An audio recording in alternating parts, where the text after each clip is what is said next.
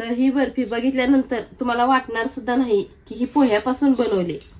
तर बघा किती छान अशी बर्फी मी बनवून घेतली पोह्याची, एकदम मऊसूत आहे, खायलाही टेस्टी आहे। रक्षाबंधन स्पेशल, चला आज आपण पोह्याची बर्फी बनवूया। नमस्कार, मी प्रमिला झांबरे। तर उद्या आहे रक्षाबंधन, रक्षाबंधनच्या निमित्ताने मी बनवते पोह्याची बर्फी। तर ह्या वाटीने मी 2 वाटी पोहे घेतलेले आहेत। तर पोहे आपल्याला अगोदर छान असं भाजून म्हणजे थोडंसं गरम करून घ्यायचं आहे, तर म्हणजे बारीक करायला मदत होईल। ही असं बारीक होत नाही। तर मी गॅसवर कढई ठेवलेली आहे, तर कढईमध्ये आपल्याला तेल तूप काय सुद्धा वाटायचं नाही, फक्त पोहे गरम करून घ्यायचे आहेत चांगलं भाजून।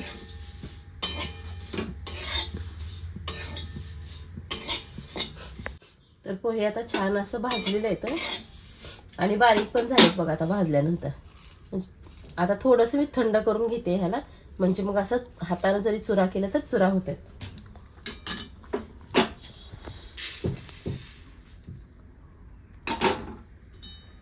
पोहे छान असे थंड झालेले आहेत। मी आता ह्याला काय करते, मिक्सरच्या भांड्यामध्ये बारीक करून घेते। 2 वेळा थोडं थोडं बारीक करून घेते।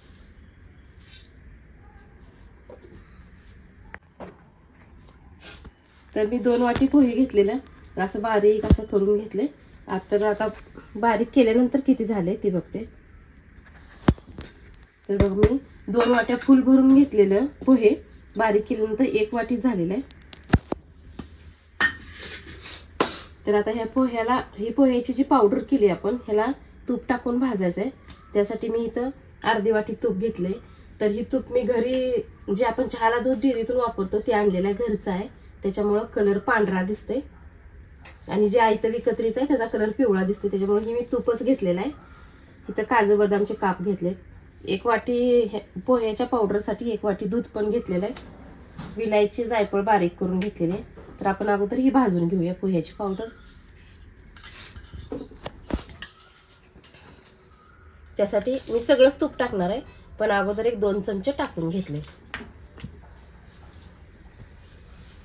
तर ही पोह्याची पावडर मी ह्यात टाकून घेतली।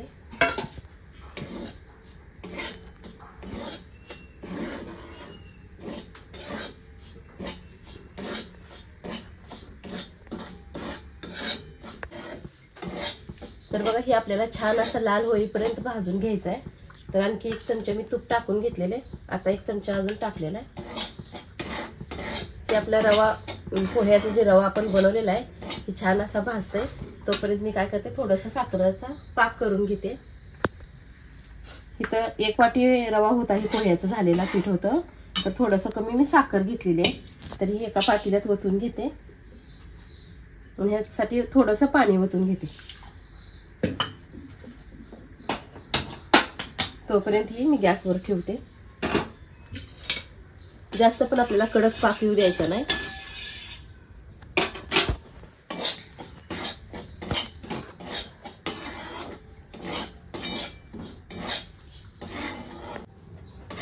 तर बघा रवा छान असा भाजलेला आहे। तर हे जे दूध वतून घेतलेलं आहे ते मी ह्यात वतून घेते।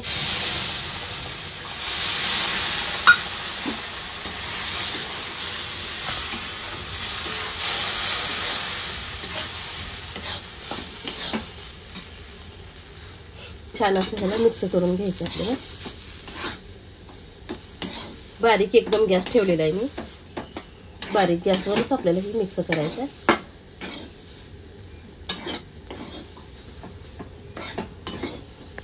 तर पोह्याची पावडर छान असे मोकळं पण झालेलं आहे आणि जसं आपण रवा भाजताना कसं फुगतंय तसा रवा एकदम छान असा फुललेला आहे। तिकडे आपलं साखर मी विरघळण्यासाठी ठेवलेलं आहे। तिकडे आपल्याला जास्त पण असा कडक पाक घ्यायचा नाही।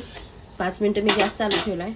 विलायची जायफळची पावडर आहे, ती पावडर मी ह्यात टाकून घेते।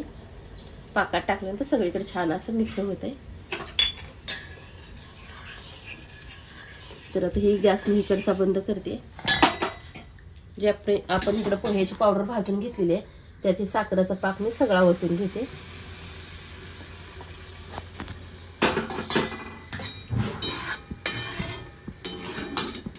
ह्याच्या गुठळ्या ही काय होत नाही, ते फक्त छान असं सगळीकडे मिक्स करून घ्यायचं आहे।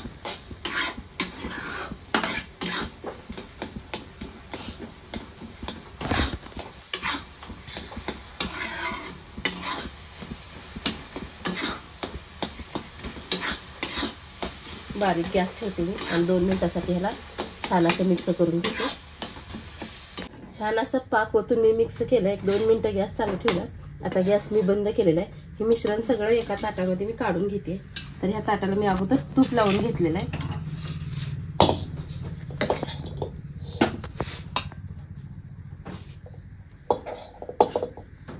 तर ह्या तूप लावलेल्या ताटामध्ये सगळं काढून घेते अगोदर.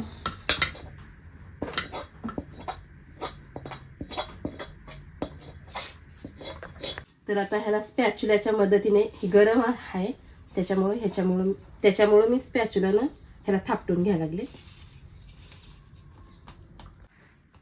तर बघा अशी मी ही बर्फी थापटून घेतलेली आहे.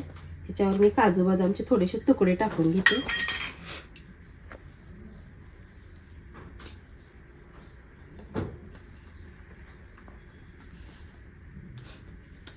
आता 1-2 मिनिटासाठी मी थंड होण्यासाठी ठेवणार आहे. तर पोह्यापासून आज मी ह्याला तुम्ही बर्फी किंवा पोह्याची वडी म्हणू शकता. तर अशा पद्धतीने मी आज बनवून घेतले त्या. तुम्हीही करून बघा आणि माझा व्हिडिओ आवडला तर नक्कीच लाईक करा, सबस्क्राईब करा. फेसबुकवर बघत असाल तर फॉलो करा.